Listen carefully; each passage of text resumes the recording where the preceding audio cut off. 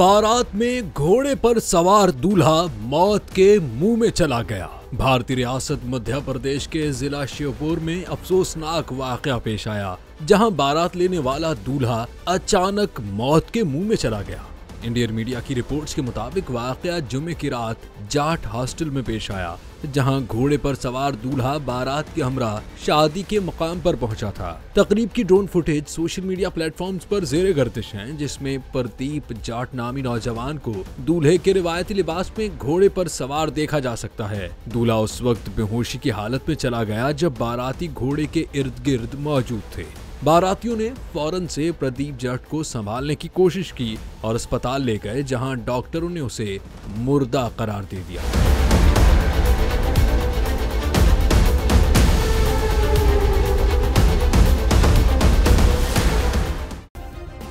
Subscribe करें और bell दबाएं ताकि कोई खबर रह न जाए।